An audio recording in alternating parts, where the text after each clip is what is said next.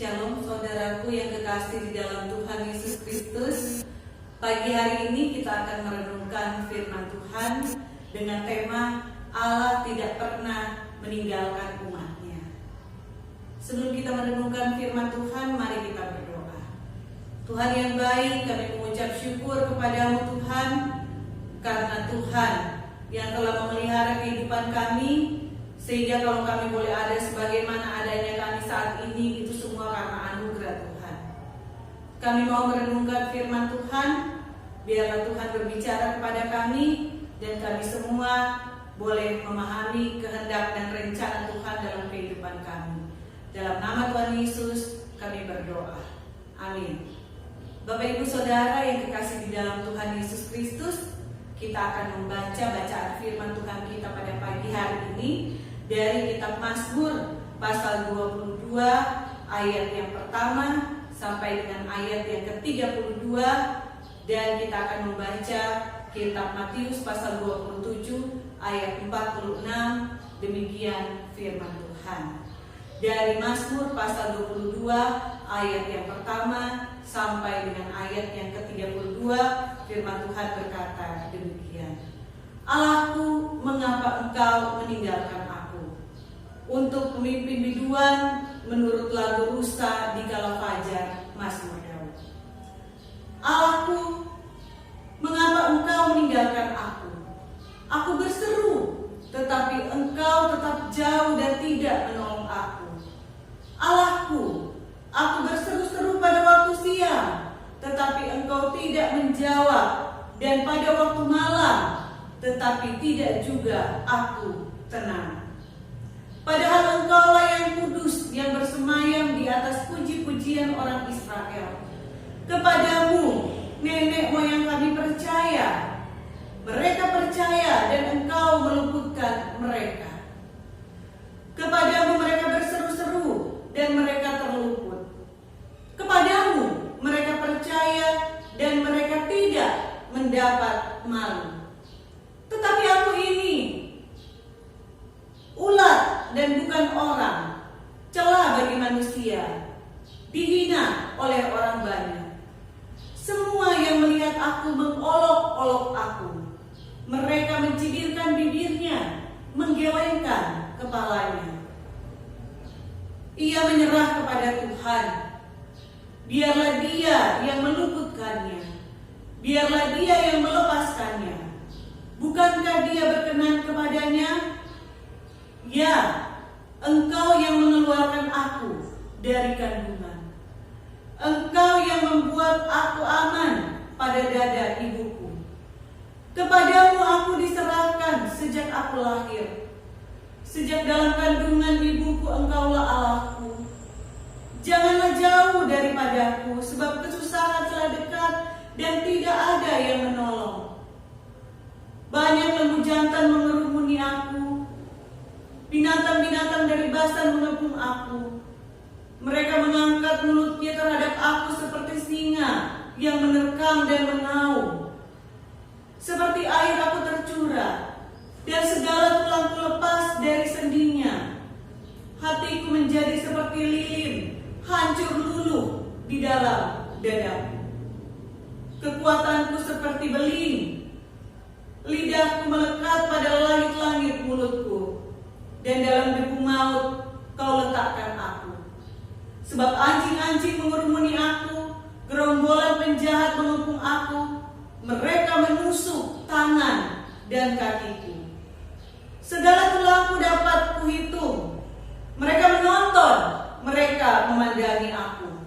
Mereka membagi-bagikan pakaianku di antara mereka, dan mereka membuang undi atas jubahku. Tetapi Engkau, Tuhan, janganlah jauh. Ya kekuatanku, segeralah menolong aku. Lepaskanlah aku dari pedang dan nyawaku dari cengkraman anjing. Selamatkanlah aku dari mulut singa, dan dari tanduk banteng Engkau telah menjawab aku. Aku akan memasyurkan namamu kepada saudara-saudaraku dan memuji-muji Engkau di tengah-tengah jemaah. Kamu yang takut akan Tuhan, pujilah Dia, hai segenap anak cucu Yakub. Muliakanlah Dia dan gentarlah terhadap Dia, hai segenap anak cucu Israel. Sebab Ia tidak memandang hina ataupun merasa jijik kesengsaraan orang yang tertindas, dan Ia tidak menyembunyikan wajahnya kepada orang itu. Dan Ia mendengar ketika orang itu berteriak minta tolong kepadanya. Karena Engkau aku memuji-muji dalam jemaah yang besar, nasarku akan kubayar di depan mereka yang takut akan Dia. Orang yang rendah hati akan makan kenyang, orang yang mencari Tuhan akan memuji-muji Dia. Biarlah hatimu hidup untuk selamanya. Segala ujung bumi akan mengingatnya dan berbalik kepada Tuhan. Dan segala kaum dari bangsa-bangsa akan sujud menyembah di hadapannya. Sebab Tuhanlah yang mempunyai kerajaan. Dialah yang memerintah atas bangsa-bangsa. Ya, kepadanya akan sujud menyembah semua orang yang sombong di bumi. Di hadapannya akan berlutut semua orang yang turun ke dalam debu, dan orang-orang yang tidak dapat menyambung hidup. Anak-anak cucu akan beribadah kepadanya dan akan menceritakan tentang Tuhan kepada angkatan yang akan datang. Mereka akan memberitakan keadilannya kepada bangsa yang akan lahir nanti, sebab Ia telah melakukannya. Sedemikian jauh pembacaan firman Tuhan kita pada pagi hari ini. Berbahagialah kita yang membaca firman Tuhan, menyimpannya di dalam hati, dan melakukan di dalam kehidupan kita hari lepas hari.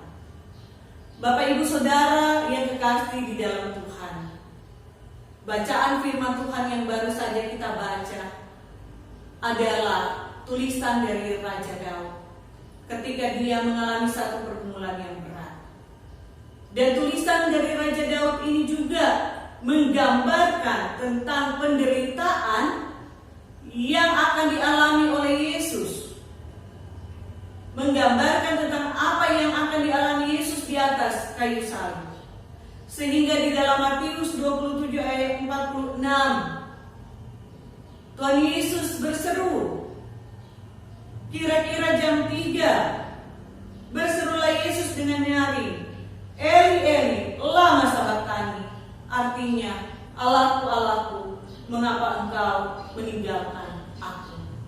Jemaat sekalian yang terkasih di dalam Tuhan Yesus Kristus, pernahkah Allah meninggalkan kita? Pasti kita akan menjawab, oh tidak pernah Allah meninggalkan aku. Allah tidak pernah meninggalkan kita. Namun bukankah ketika kita berada dalam pergumulan yang berat, kita seringkali bertanya, mengapa ya Tuhan dengan pergumulan ini? Mengapa Engkau izinkan ini terjadi padaku? Bapak Ibu Saudara yang kekasih dalam Tuhan, Mazmur ini ditulis oleh Daud ketika ia berada di dalam masa-masa kesukaran di dalam kehidupannya.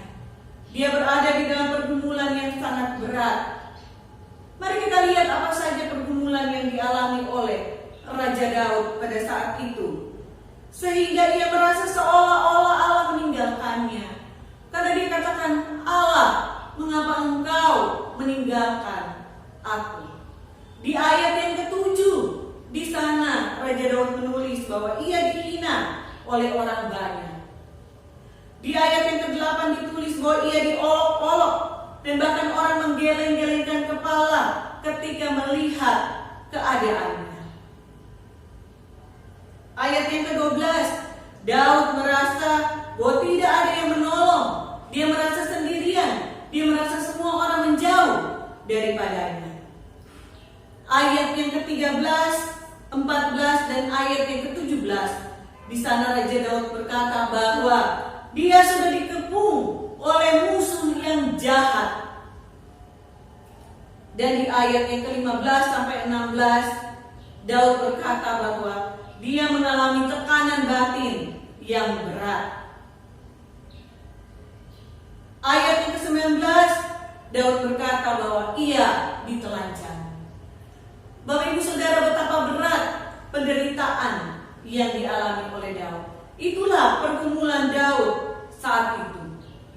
Pergumulan yang Daud gambarkan digambarkan juga di dalam penderitaan Tuhan Yesus ketika dia ditangkap, ketika dia disiksa, ketika dia digantung di atas kayu salib sampai dengan meninggalnya, sehingga ia berseru-seru, "Allahku, mengapa engkau meninggalkan aku?"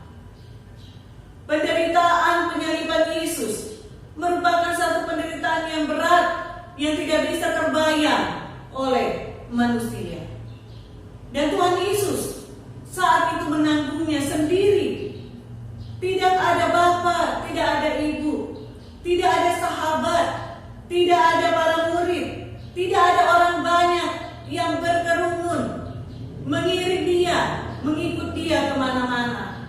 Tidak ada seorang pun yang bersama dengan dia. Tidak ada yang membela dia. Tuhan Yesus seorang diri ketika dia menghadapi penderitaan yang berat, bahkan sampai mati di atas kayu salib. Tuhan Yesus sendiri menderita dan dia tergantung di atas kayu salib. Bahkan ketika dia menanggung dosa kita,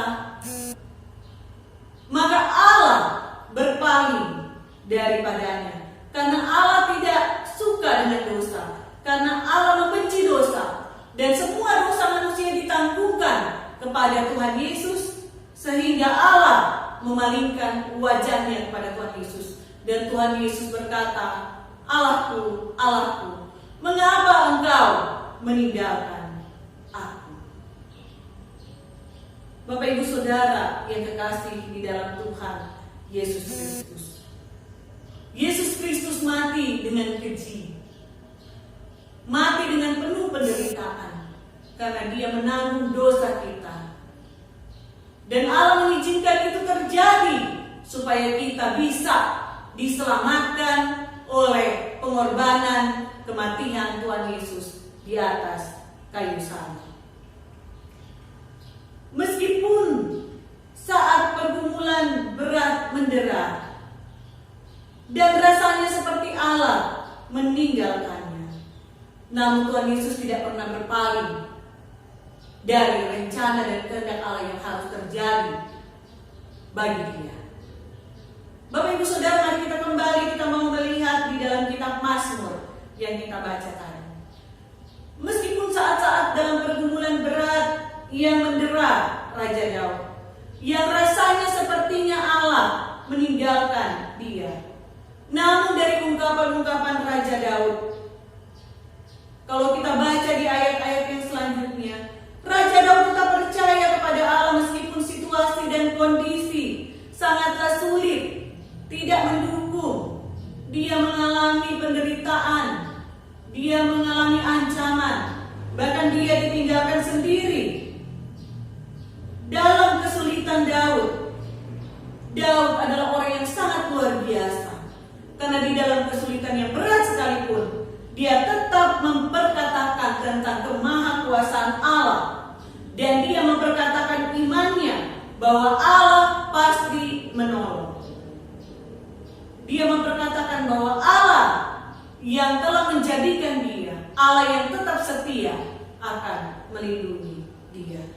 Di ayat yang kelima sampai ayat yang keenam, Daud memperkatakan tentang karya Allah bagi bangsa Israel yang berseru-seru kepadanya, dan Tuhan meluputkan mereka. Di ayat yang ke-10, ayat yang ke-11, Daud memperkatakan bahwa kehidupannya adalah anugerah Tuhan dan ia adalah milik Tuhan. Dan kalau dia adalah milik Tuhan, maka Tuhan yang akan menjamin kehidupannya. Di ayat 20 sampai 22, Daud memperkatakan bahwa Tuhan adalah pengharapannya, penolongnya, penyelamatnya. Iman yang luar biasa, Bapak Ibu Saudara. Dan di ayat 23 sampai ayat yang ke-31, Daud memperkatakan tentang kemahakuasaan Allah atas seluruh dunia dan hanya kepadanya Daud akan memuji, menyembah, dan beribadah. Bapak Ibu Saudara yang dikasihi dalam Tuhan, bagaimana dengan Tuhan Yesus ketika Tuhan Yesus menderita di atas kayu salib?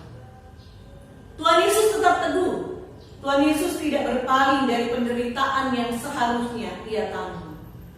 Meskipun karena menanggung dosa dunia, menanggung dosa kita, Allah berpaling dari dirinya, Tuhan Yesus tetap taat kepada Allah. Tuhan Yesus tetap menjalani penderitaannya sampai ia berkata, sudah selesai. Dan sudah tuntas, lunas semuanya.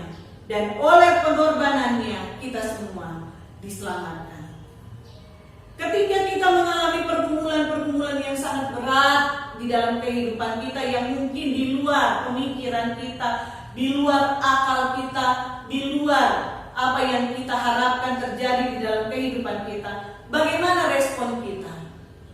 Apakah kita meresponi seperti Daud, tetap memperkatakan tentang kebaikan Allah, karya Allah, pertolongan Allah, anugerah Allah, kemahakuasaan Allah, dan tetap berkomitmen apapun yang terjadi di dalam kehidupannya, dia hanya mau beribadah dan menyembah Tuhan? Atau kita tinggal di dalam persoalan, penderitaan, dan pergumulan kita mengasihani diri, kita berkeluh kesah, dan kita mempertanyakan kenapa Tuhan ini terjadi di dalam kehidupan kita. Ketika kita mengalami pergumulan, mari kita juga meneladani Tuhan Yesus Kristus, Tuhan kita. Tuhan Yesus tekun dalam penderitaan sampai rencana dan kehendak Allah menjadi sempurna di dalam kehidupannya. Demikian juga dengan kita. Mari kita tetap taat, beriman kepada Tuhan, meskipun kita harus melewati pergumulan demi pergumulan yang berat di dalam kehidupan kita.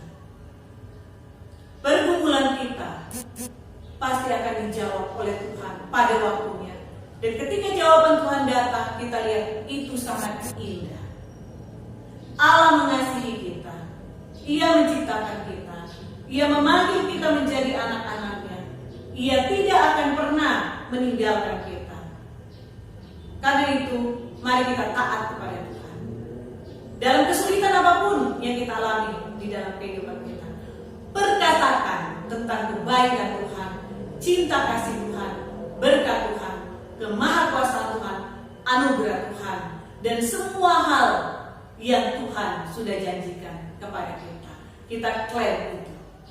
Amin Bapak Ibu Saudara, Tuhan memberkati kita semua. Mari kita berdoa. Tuhan Yesus yang baik, kami bersyukur untuk firman-Mu yang menguatkan kami bahwa Engkau tidak akan pernah meninggalkan kami apapun yang terjadi di dalam kehidupan kami. Engkau tahu penderitaan kami, dan di dalam lembah kekelaman sekelam apapun, Engkau tetap berjalan bersama dengan kami. Ajar kami untuk taat dan meresponi dengan tepat penderitaan yang kami alami, sehingga kami boleh melihat berkat-berkat Tuhan melalui semuanya itu. Terima kasih Engkau sudah mati bagi kami Tuhan, menebus kami dari dosa kami. Dan terima kasih Tuhan, karena Engkau berjanji akan menyertai kami senantiasa. Dalam nama Tuhan Yesus kami berdoa. Amin.